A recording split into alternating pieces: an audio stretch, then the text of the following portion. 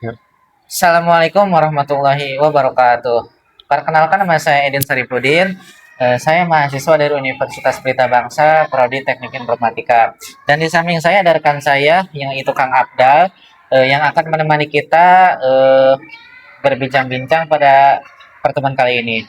Kita akan membahas yang sangat penting sekali dalam kehidupan kita sehari-hari. Tetapi kita sering melupakannya, yaitu tentang kematian. Dan Betul, betul. Padahal kematian adalah sesuatu hal yang akan dilalui atau dirasakan oleh setiap manusia, ya. Sebagaimana dalam firman Allah Subhanahu wa taala yang berbunyi kulun nafsin dha'iqatul maut, yang artinya setiap yang bernyawa akan merasakan mati. Jadi tidak mandang mau itu kaya atau miskin, muda atau tua, sehat atau sakit, pasti semuanya akan merasakan mati. Nah, menurut Kang Edin sendiri, kenapa sih kita dianjurkan untuk sering mengingat kematian? karena mengingat kematian itu membuat kita sadar ya bahwa dunia ini hanya sementara. Jadi saya pernah mendengar atau pernah membaca riwayat hadis yang artinya seperti ini, eh, perbanyaklah mengingat pemutus segala amal, eh, yaitu kematian. Hadis riwayat Tirmizi. Nah, jadi mengingat kematian bukan untuk membuat kita takut berlebihan ya, tetapi agar kita lebih siap menghadapi akhirat. Karena setelah kematian perjalanan kita itu masih panjang ya. Jadi manusia itu belum berakhir sampai di sini saja gitu. Nah, menurut Kang Abdal, apa yang terjadi setelah seseorang itu meninggal? Yang pertama adalah akan dimasukkan ke dalam kubur atau alam barzah. Di sana manusia menunggu alam kebangkitan datang, dan di alam kubur akan ada pertanyaan dari malaikat Munkar dan Nakir tentang amal manusia. Karena itu kita harus memperkuat iman sejak sekarang. Eh, nah, setelah alam kubur, eh, lalu apa tahapan berikutnya, Kang Abdal? Tahapan berikutnya adalah Yaumul Ba'as atau hari kebangkitan. Ketika sangkakala ditiup, seluruh manusia dibangkitkan kembali dari kuburnya. Allah Subhanahu wa taala berfirman dalam Quran surat Al-Baqarah ayat 28, artinya yang berbunyi, bagaimana kamu ingkar kepada Allah padahal kamu dahulu mati, lalu dia menghidupkan kamu, kemudian dia mematikan kamu, kemudian dia menghidupkan kamu kembali.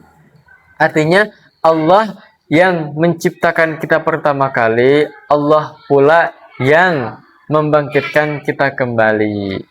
Nah, setelah dibangkitkan, manusia akan dikumpulkan di padang mahsyar ya. Nah, itu untuk apa itu, Kang Abdal? Nah, itu untuk menjalani yaumul hisab atau hari perhitungan amal. Oke, berarti semua amal baik dan semua amal buruk itu akan diperlihatkan gitu ya, atau diperhitungkan. Ya, jadi tidak ada yang bisa disembunyikan. Mau itu amal buruk, mau itu amal baik, semuanya akan Allah eh, timbang ya. Kemudian ada namanya itu mizan atau timbangan amal. Orang-orang yang amal baiknya berat, maka dia akan selamat, dan orang-orang yang amal baiknya ringan itu akan merugi. Oke, setelah itu manusia harus melewati yang namanya sirat ya, atau yang biasa kita tahu itu adalah jembatan Shiratal Mustaqim, yaitu jembatan yang terbentang di atas api neraka. Nah, orang-orang yang beriman akan sangat mudah sekali melewatinya sesuai kadar keimanannya. Dan bagi orang yang tidak beriman atau banyak dosanya ya, itu akan langsung jatuh ke dalam api neraka.